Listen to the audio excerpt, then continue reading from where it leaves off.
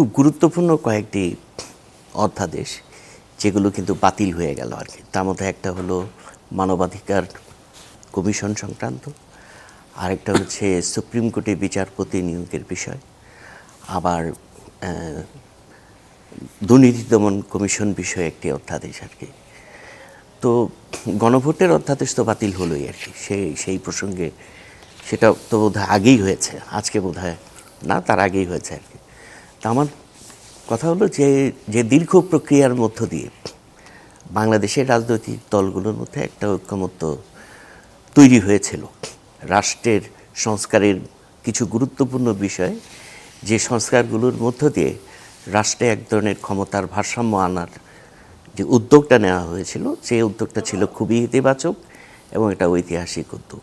কিন্তু দুঃখজনকভাবে সেই জায়গা থেকে যারা সেখানে অংশগ্রহণ করেছিল তাদের মধ্যে অত্যন্ত বড় গুরুত্বপূর্ণ যে রাজনৈতিক দল বিএনপি, যারা এখন ক্ষমতায় আছে, তারা তাদের সেই জায়গা থেকে সরে আসলো।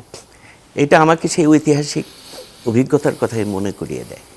এইরকম একটা প্রক্রিয়া 90-এও শুরু হয়েছিল এবং পরবর্তীকালে ঠিক একই প্রক্রিয়ায় বড় দল আস্তে আস্তে সেই জায়গা থেকে সরে আসে। এটার কারণ হয়তোবা হতে পারে যে এই দলটা আস্তে আস্তে ভেবেছে যে ওই জায়গাগুলো যেগুলো বাতিল হয়ে গেল, এগুলো যদি মানা হয় তাহলে আস্তে আস্তে তার যে আধিপত্য, সেই আধিপত্যের জায়গাটা, তার যে একক আধিপত্য তৈরির জায়গাটা দুর্বল হয়ে যাবে।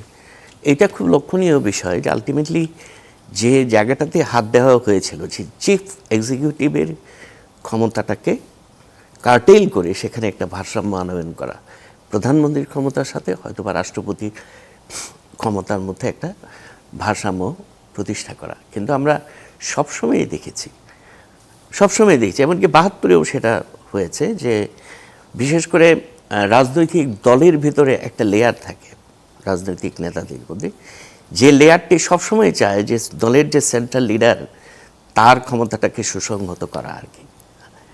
খুব আমরা 72-এর সময়ও সেটা দেখেছি।